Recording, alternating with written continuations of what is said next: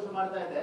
ಮಂಡ್ಯ, ಉಡುಪಿ, ಚಿಕ್ಕಮಗಳೂರಲ್ಲ, ಉಡುಪಿ ಮಂಗಳೂರಲ್ಲ ಹೋರಾಟ ನಡೆಯಲ್ಲ ಅಂತ ಹೇಳಿದ್ದಾರೆ. ಅಂದ್ರೆ ದ್ವೇಷದ ರಾಜಕಾರಣ ಮಾಡ್ಲಿಕ್ಕೆ ಮತ್ತೆ ಕರಾವಳಿ ಮಾಡಕ್ ಹೊರಟಿದ್ದಾರೆ ಮಂಡ್ಯನ ಅಂತ. ನಾನಲ್ಲ, ಅವ್ರು ಮಾಡಕ್ಕೆ ಹೊರಟಿರೋದು. ಅದನ್ನೇ ಕಾಂಗ್ರೆಸ್ನವ್ರಿಗೆ ಹೇಳ್ತಾ ಇರೋದು ನಾನು. ಯಾಕೆ ಮಂಡ್ಯದಲ್ಲಿ ಈ ಮಟ್ಟಕ್ಕೆ ಪ್ರಾರಂಭ ಆಗಿದೆ? ಅಷ್ಟೊಂದು ಕೇಸರಿ ಶಾಲ್ ಕಾಣ್ತಾವಲ್ಲ ನಮ್ಮ ಯುವಕರ ಹೆಗಲ ಮೇಲೆ. ಅಪ್ಪ, ನಿಮ್ಮ ತಪ್ಪುಗಳು ಕಂಡ್ರಪ್ಪ ಕಾರಣ. ಮಂಡ್ಯ ಜಿಲ್ಲೆನ ಇನ್ನೊಂದು ಕರಾವಳಿ ಮಾಡೋಕ್ಕೆ ಹೊರಟಿರೋರು ನೀವುಗಳು.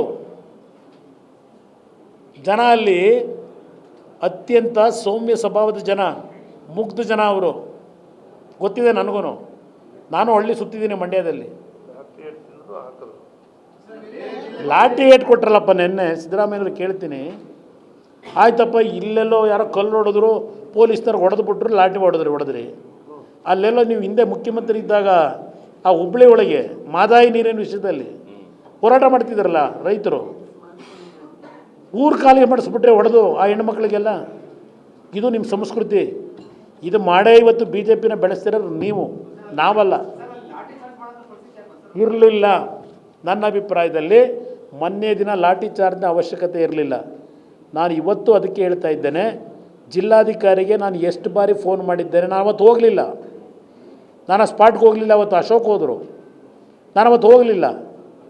ನಾನು ಅಧಿಕಾರಿಗೆ 5 ಬಾರಿ ಹೇಳಿದೆ, ಜಿಲ್ಲಾಧಿಕಾರಿಗೆ ಫೋನ್ ಮಾಡಿದ್ದೇನೆ, ಕಾಲರ್ ಲಿಸ್ಟ್ ತೆಗೆಸಿ ಅಡ್ವೈಸ್ ಮಾಡಿದ್ದೀನಿ ಅವರಿಗೆ, ಜಿಲ್ಲಾಧಿಕಾರಿಗೆ.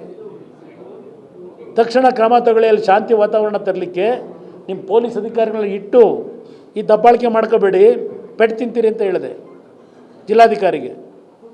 ಹೇಳಿದನೆಲ್ಲ ಹೇಳಿ, ಜಿಲ್ಲಾಧಿಕಾರಿ ಕರೆದು ಕೇಳಿ ಅವರಿಗೆ, ಮಂತ್ರಿಗೆ, ನೀವು ಮಾಡೋ ಕೆಲಸ ನಾನು ಮಾಡಿದ್ದೀನಿ, ಅಲ್ಲಿ ಶಾಂತಿ ಭಂಗ ಆಗಬಾರ್ದು ಅಂತೇಳಿ. ಅದಕ್ಕೆ ನನ್ನ ಮೇಲೆ ದೋಷ ಕೊಡ್ತೀರಾ ನೀವು?